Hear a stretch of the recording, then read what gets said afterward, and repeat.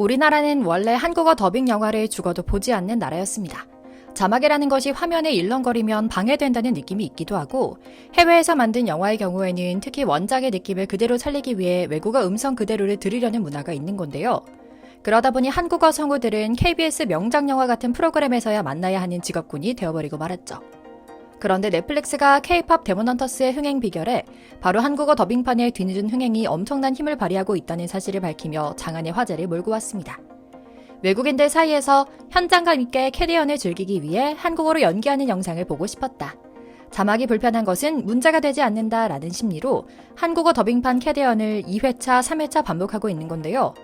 어쩐지 2달이 넘었는데도 계속해서 높은 기울기로 그래프를 그리며 누적 시청시간 1위를 향해 달려 넷플릭스 역사상 최고로 잘 나가는 영화 자리를 노리고 있는 데는 이유가 있었죠. 그런데 좀 신기하긴 합니다. 캐데헌은 일본 제작사인 소니가 미국 자본인 넷플릭스의 자본을 받아 저작권 하나 없이 모조리 넘긴 채로 만들어 영어 대사와 영어 가사로 가득 찬 미국 영화거든요. 즉 영어가 원작 그대로의 연기라는 겁니다. 당연히 입모양도 영어에 맞춰져 있고 음악은 두말할 것도 없이 영어가 원곡이죠.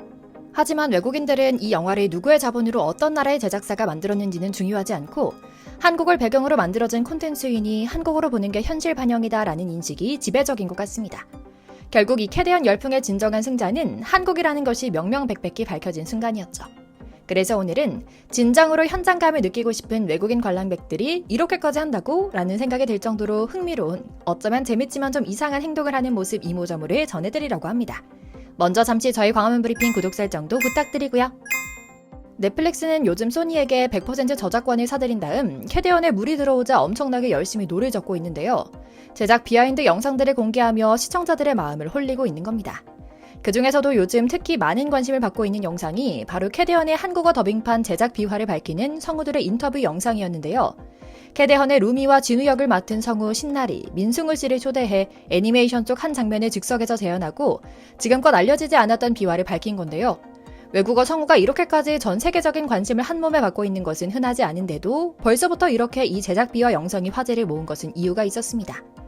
영어 애니메이션 영화인 캐데헌에서 한국어 더빙판이 오리지널과 함께 시청 상위권에 오르며 유례없는 인기를 끌었기 때문이죠. 그런데 넷플릭스는 소니에게 IP를 사올 때, 즉 매기강 감독의 애원을 무시하고 캐데헌에 투자하지 않기로 했을 때 한국 K-POP과 이걸 주제로 영화를 만들겠다는 한국인 제작팀의 패기에 매료됩니다.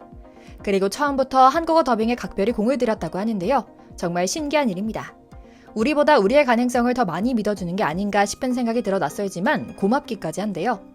한국으로는 절대 승부 볼 수 없다라며 자기 직원들의 프로젝트 제안서도 처참히 까버린 소니를 패싱하고 모든 제작비를 대고 저작권을 가져간 넷플릭스 덕분에 세상에 나온 캐데헌 영화 그 자체도 모자라 처음부터 한국어 더빙판까지 완벽하게 만들었다는 게 믿기지 않을 정도죠. 그런데 더빙판 제작 비하인드에는 정말 절묘하게 맞아떨어진 선택들이 있어 이런 한국어판 흥행이 가능했던 것 같습니다.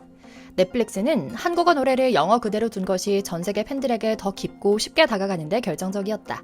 처음에 한국어 노래를 한국어로 더빙할지에 대한 여부를 두고 내부 논의가 많았다.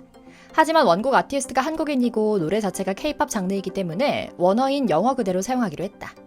사운드 퀄리티에도 특히 신경을 썼기 때문에 음악 그 자체의 매력에 스토리를 입혀 완벽한 선물 한 꾸러미가 만들어진 것 같다라며 비화를 밝혔는데요.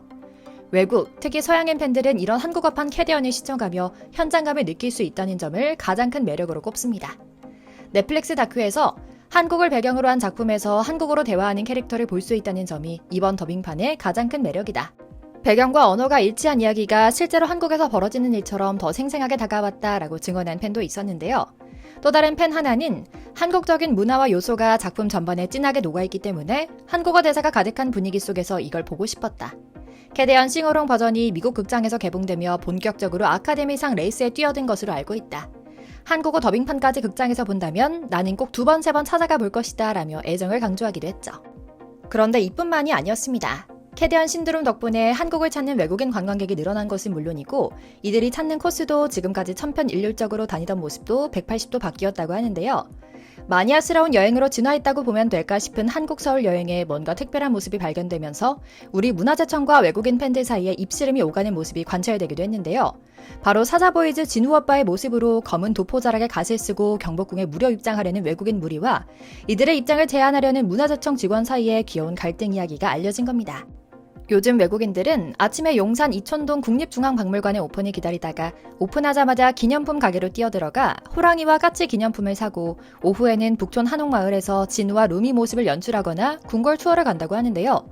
문제는 저승사자 복장이 과연 전통 한복이라는 기준에 부합하냐는 겁니다.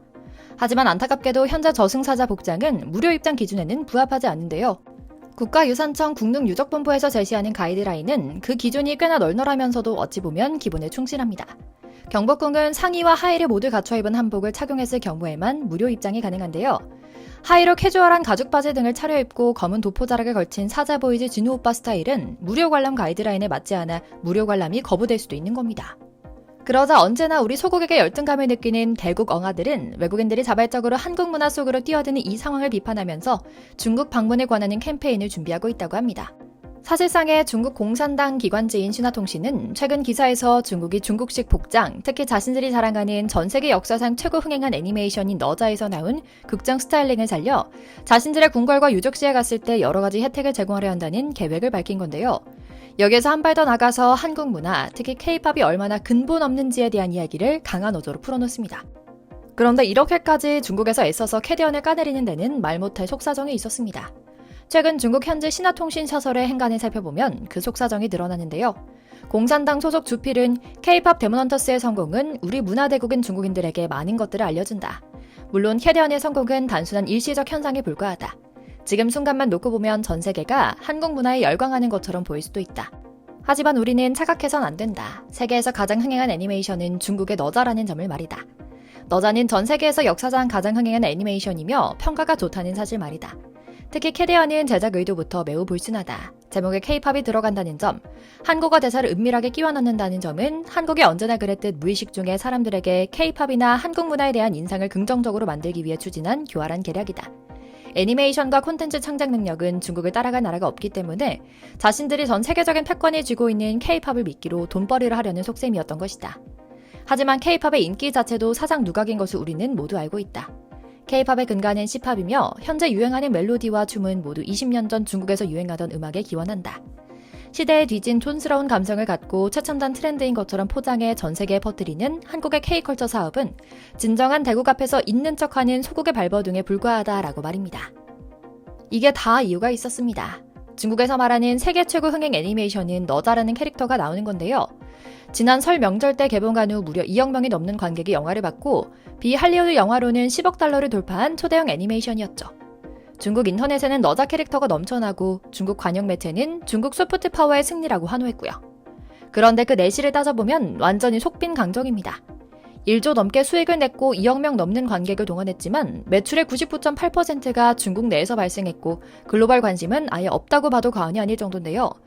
캐디언은 전혀 반대의 행보를 걷고 있으니까 말이죠. 아니 심지어 캐디언은 한국에서 만든 작품도 아니었고요.